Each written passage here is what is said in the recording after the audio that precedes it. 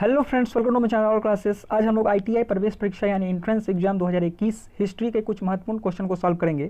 तो चलिए स्टार्ट करते हैं। सबसे पहला क्वेश्चन आपका ये है कि जिस काल का कोई लिखित विवरण उपलब्ध नहीं हो क्या कहलाता है, इसे क्या कहा जाता है, ये आपसे पूछा गया है।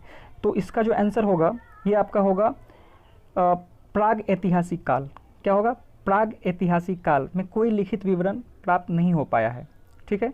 इसके बाद आपका नेक्स्ट क्वेश्चन है कि आदि मानव ने सर्वप्रथम किस पशु को पालतू बनाया? सबसे पहले किस पशु को पालतू बनाया गया था? तो इसका आंसर होगा ऑप्शन नंबर बी, कुत्ता। कुत्ता को सबसे पहले पालतू बनाया गया था।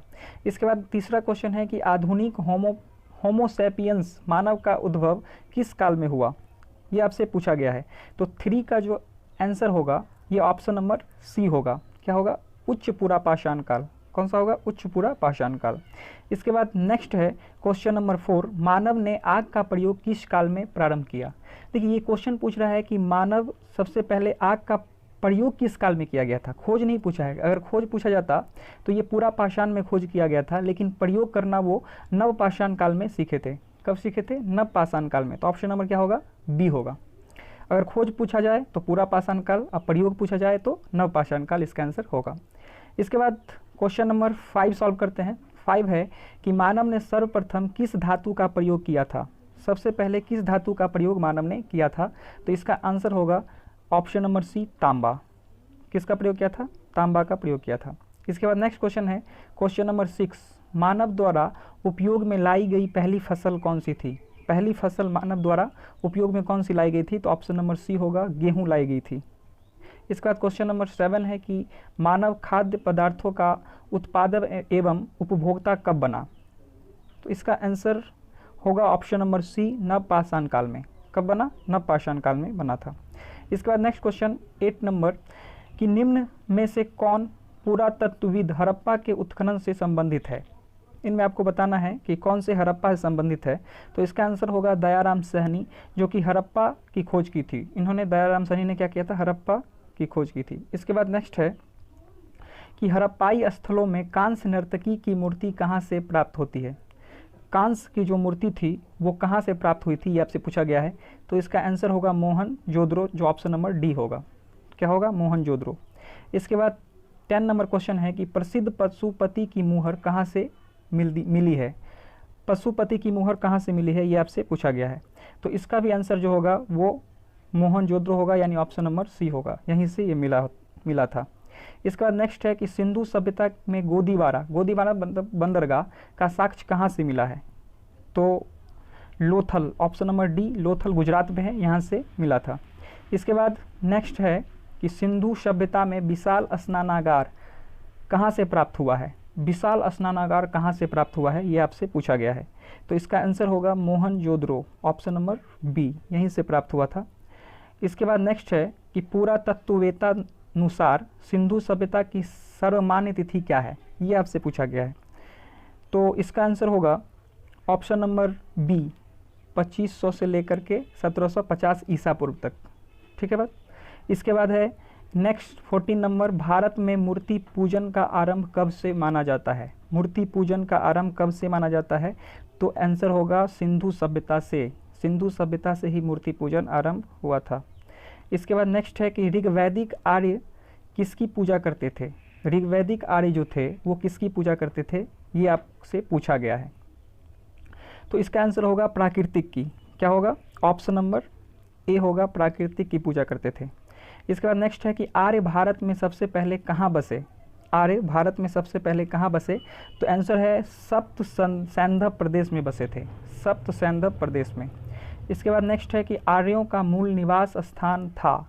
आर्यों का जो ये मूल निवास स्थान था ये कौन सा था? तो ऑप्शन नंबर होगा इसका बी, एशिया माइनर। क्या था? एशिया माइनर था। तो इसका ऑप्शन नंबर क्या हो जाएगा? बी हो जाएगा। इसके बाद नेक्स्ट क्वेश्चन देखते हैं कि प्रसिद्ध गायत्री मंत्र किस वेद में है? प्रसिद्ध गायत्री मंत्र किस वेद में है?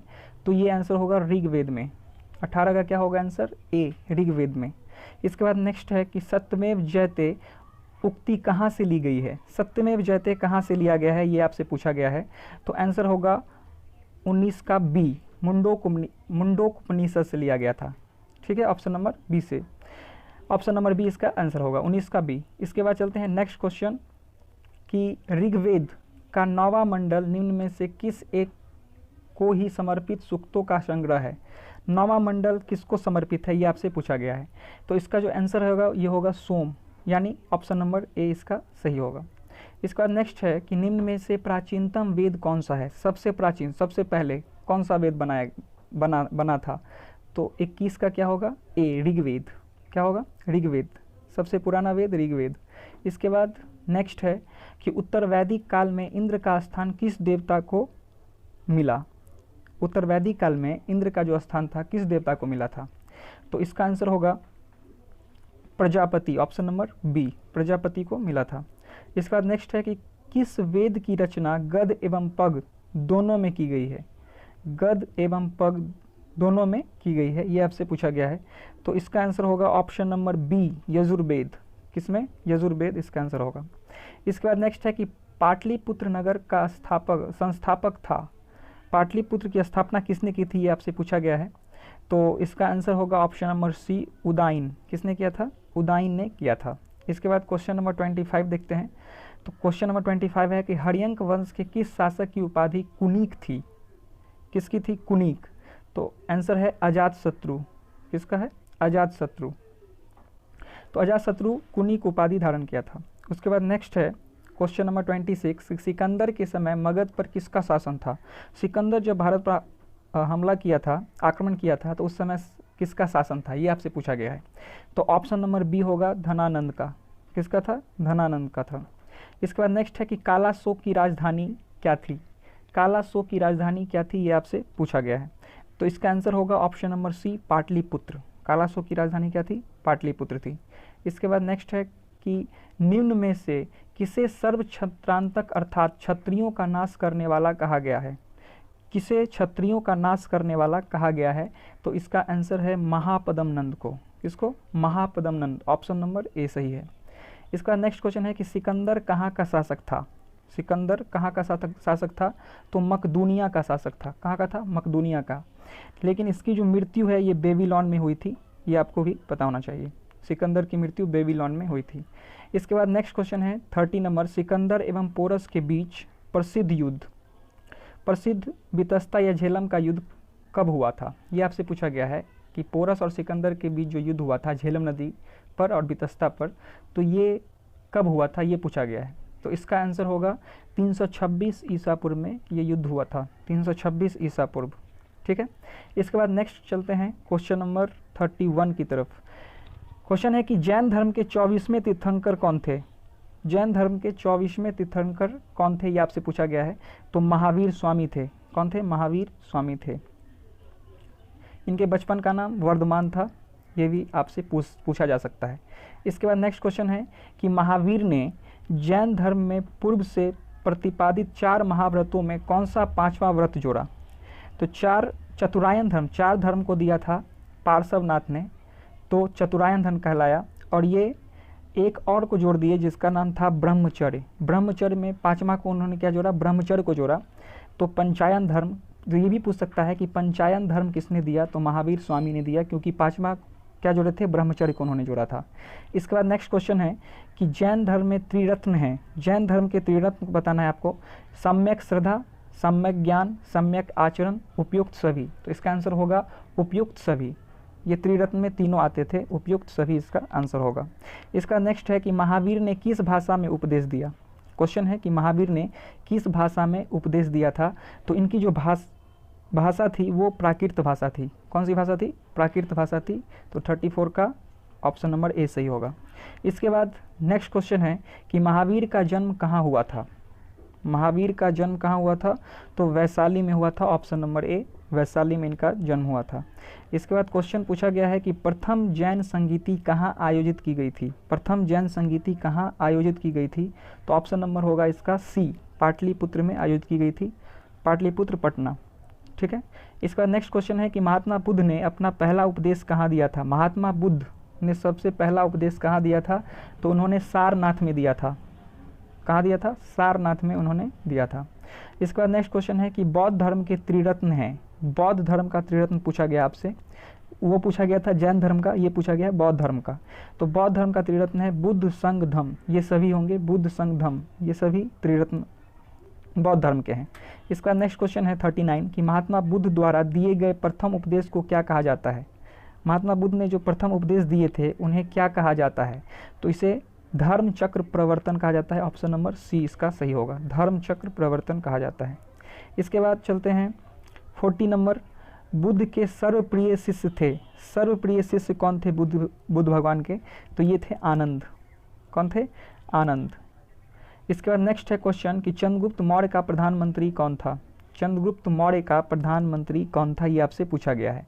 तो इनके प्रधानमंत्री थे चाणक्य। कौन थे, चाणक्य। इनके गुरु भी थे, प्रधानमंत्री थे। इसके बाद next question number 42, Chandragupta Maurya ने अपना अंतिम समय कहाँ बिताया।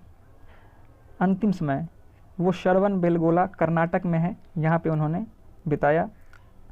इसके बाद नेक्स्ट क्वेश्चन है कि मेगास्थनीज किसका राजदूत था। मेगास्थनीज किसका राजदूत था, तो ये सेल्यूकस निकेटर का था। सेल्यूकस निकेटर ने जब चंद्रगुप्त मौर्य पे हमला किया था, आक्रमण किया था, तो सेल्यूकस निकेटर हार गया था, तो अपनी बेटी हेलेना के साथ चंद्रगुप्त मौर्य का शादी करवा दिया। तो इसके लिए उसने राजदूत को भेजा चंद्रगुप्त मौर्य के दरबार में, जिसका नाम था मेगास्थनीज। तो पूछा गया है मेगास्थनीज किसका राजदूत था, तो सेल्यूकस निकेटर का राजदूत था। इसके बाद आपका नेक्स्ट क्वेश्चन है कि चंद्रगुप्त मौर्य ने अपने अंतिम दिनों में किस धर्म को का अनुयायी बन गया था। अपने लास्ट क्षण में, अंतिम दिनों में ये जैन धर्म के अनुयायी बन गए थे। किनके, जैन धर्म। जैन धर्म इसका आंसर होगा। इसके बाद नेक्स्ट क्वेश्चन है आपका कि अर्थशास्त्र किसकी रचना है।